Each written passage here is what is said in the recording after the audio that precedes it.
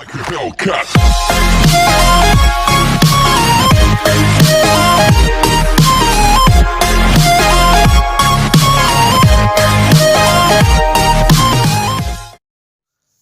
Hello, friends. Today we see our next chapter Fun with Magnets. First upon, we see activity. Can you tell pins in pin holder do not fall even when it is held upside down? Why is this so? म्हणजे हा जो pin holder तुम्हाला दिसून येतोय, हा pin holder आपण उलट केला असता यामधील ज्या पिन्स आहेत त्या पिन्स खाली का पडत नाहीत? Why this so? असे का होतंय? दुसरं आहे, while we are shutting the door of fridge we find that it closes automatically from a certain distance and does not open unless pulled again. Why is this so? म्हणजे ज्यावेळेस तुम्ही रेफ्रिजरेटरचा door काय करता, ओपन करता आणि open केल्यानंतर तुम्ही तो सोडून देता. सोडून दिल्यानंतर तो डोर काय होतो, ॲटोमॅटिकली क्लोज होतो. असे का घडते? तर याच्यामागे एकच कारण आहे मित्रांनो, की या दोन्ही वस्तूमध्ये काय वापरलेलं आहे, मॅग्नेट वापरलेला आहे. A magnet is used in these gadgets. A magnet is fitted in the cap of a pin holder. म्हणजे ही जी पिन होल्डर आहे या पिन होल्डरच्या या कॅपमध्ये इथे एक मॅग्नेट वापरलेला आहे की जो काय करतो, सर्व पिन्सला स्वतःकडे अट्रॅक्ट करून घेतो.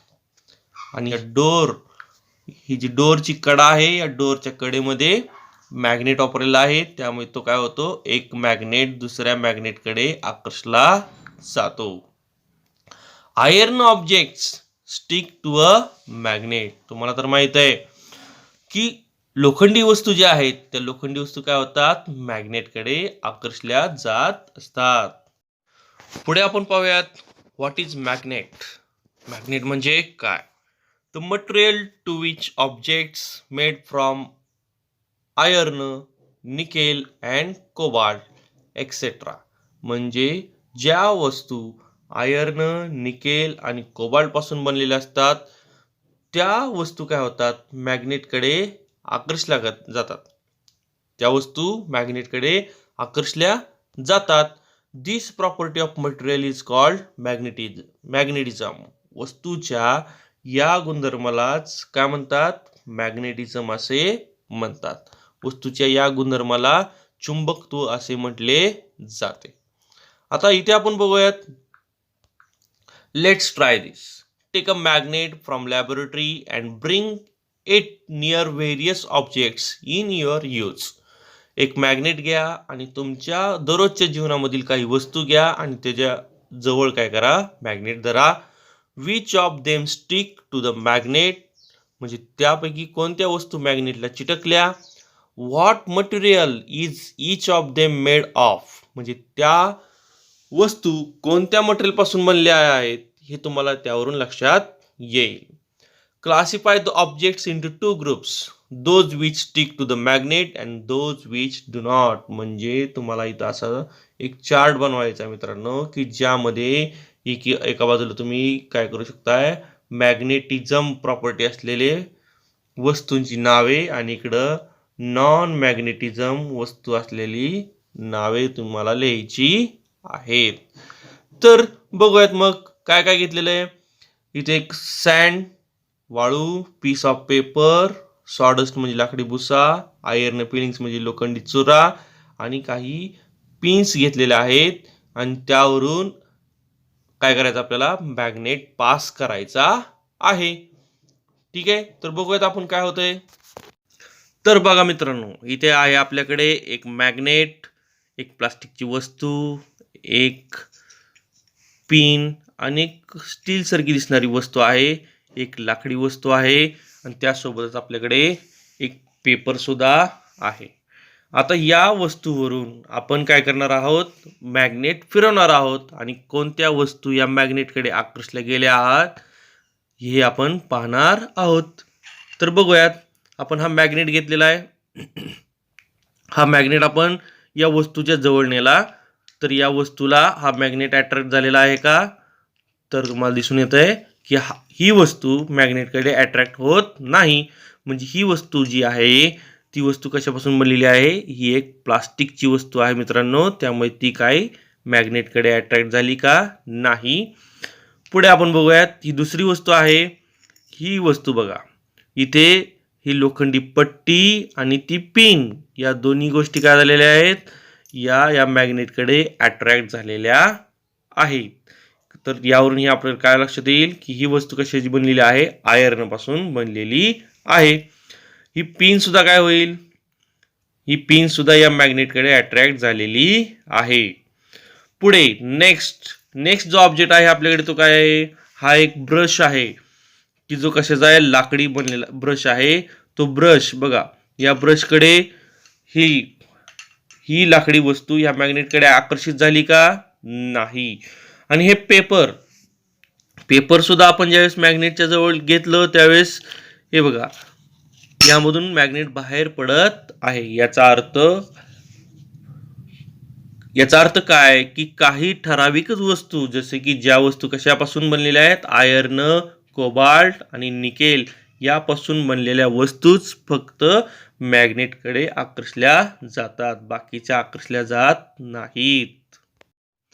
तर ऍक्टिव्हिटीवरून आपल्याला काय कळालं मित्रांनो?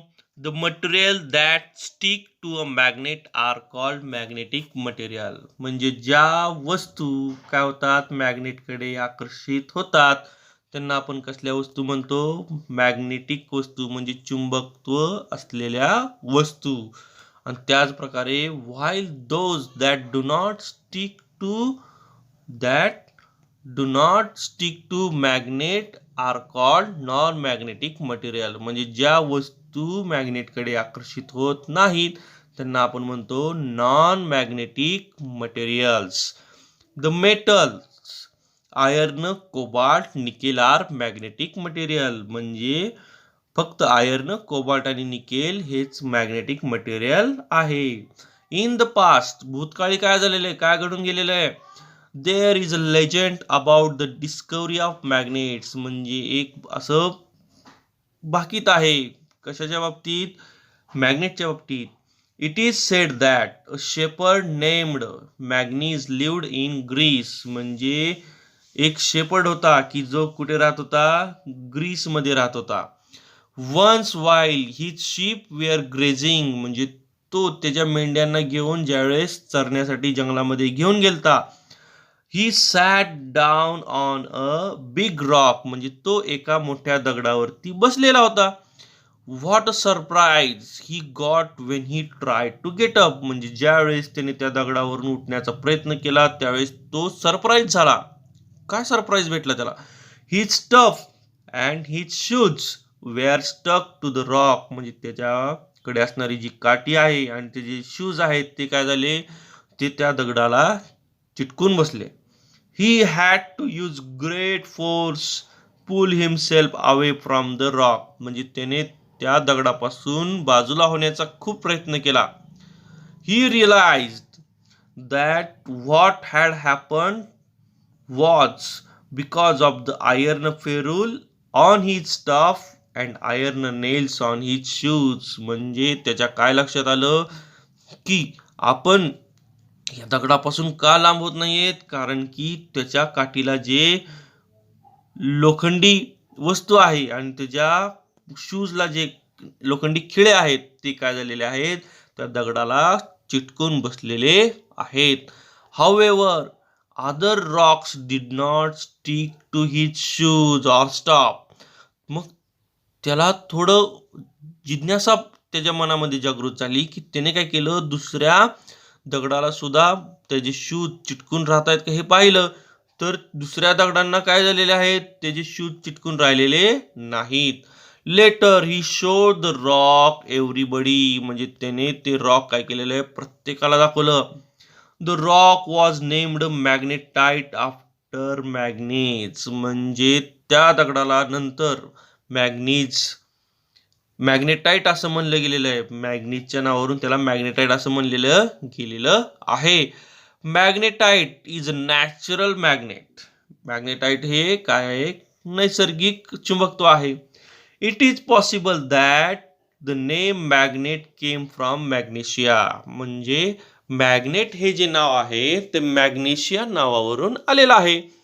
The part of the Greece where magnets were discovered. म्हणजे ग्रीस या देशामधील एक छोटासा प्रदेश आहे ज्यावरून मॅग्नेट हे नाव घेतलेलं आहे. How is mariner compass used. म्हणजे जे नाविक असतात किंवा जे जलप्रवास करत असतात ते मरायनर कंपास कसा यूज केला जातो. It was known quite long ago the people in China and the Europe that a piece of magnetite hung freely always settled in the north and south direction. म्हणजे आता आपण कंपास हे बघा, हा compass आहे. हा कंपास तुम्ही कुठेतरी यात्रेमध्ये वगैरे गेल्यानंतर तुम्ही पाहिला असेल किंवा आजकाल तुमच्या मोबाईलमध्ये सुद्धा हा कंपास तुम्हाला दिसून येतो. म्हणजे पूर्वीच्या काळी ज्यावेळेस चायना आणि युरोपचे लोक व्यापारासाठी काय करत होते, एका ठिकाणाहून दुसऱ्या ठिकाणी जात होते, त्यावेळेस ते जलप्रवास करण्यासाठी या कंपासचा यूज करत होते. These rocks then came to be used for finding direction while traveling through unknown regions. म्हणजे दिशा समुद्रामध्ये ज्यावेळेस प्रवास करत असतो त्यावेळेस तिथं आपल्याला दिशा ओळखू येत नाहीत. मग अशा ठिकाणावरून प्रवास करण्यासाठी कंपासचा यूज केला जात आहे. That is why they are also called the load stones. म्हणजे त्यालाच काय म्हणतात, त्या तो जो दगड त्यांनी वापरलेला आहे ट्रॅव्हलिंग करताना त्याला लोड स्टोन असे सुद्धा म्हटले जाते. This led the invention of the mariner compass. म्हणजे याचाच परत काय झालेलं आहे, याचंच रूपांतर परत मरायनर कंपास मध्ये झालेलं आहे. Magnet can have a variety of shapes depending upon their use. म्हणजे मॅग्नेटचे काय आहेत, वेगवेगळे शेप आहेत. त्याचा वापर कसा आहे त्यावरून त्याचे शेप्स पडतात. Today magnet are used in many machines and gadgets or devices. आपल्याला माहिती आहे किती तर अशा वस्तू आहेत की ज्यामध्ये मॅग्नेट वापरलं जात आहे. जसे की हेडफोन आहेत, साऊंड आहे. They are all made man made magnet. Find out where the magnets shown in the picture below are used. खाली हे जे मॅग्नेट्स तुम्हाला दिसून येत आहेत हे मॅग्नेट्स तुम्हाला कुठं यूज झालेले आहेत ते तुम्ही फाइंड आउट करायचे. बघा इथं काय आहे, टाइप्स ऑफ मॅग्नेट्स आहेत. पहिला बघूयात आपण. हा जो आहे तो बार मॅग्नेट आहे मित्रांनो. कुठला मॅग्नेट आहे, बार मॅग्नेट. हा जो आहे तो डिस्क मॅग्नेट आहे. मग हा जो आहे तो हॉर्स शू मॅग्नेट आहे. इथे तुम्हाला दिसून येतंय हा रिंग शेप्ड मॅग्नेट. त्यानंतर सिलेंड्रिकल मॅग्नेट. इथे बघा आहे cylindrical magnet. As also small buttons magnet. हे बघा असे छोटे स्मॉल बटन्स सुद्धा magnets are used. Are different shapes of magnet in everyday use. बघा इथं दाखवलेलं आहे कुठे कुठे वापरला जातो मॅग्नेट. बघा एक तर साऊंड्स मध्ये वापरले जातात. हे बघा साऊंड मध्ये बॅक साईडला एक छोटीशी अशी रिंग असते जिथं रिंग मॅग्नेट वापरला जातो. परत हे डोअर क्लोजर. त्याचबरोबर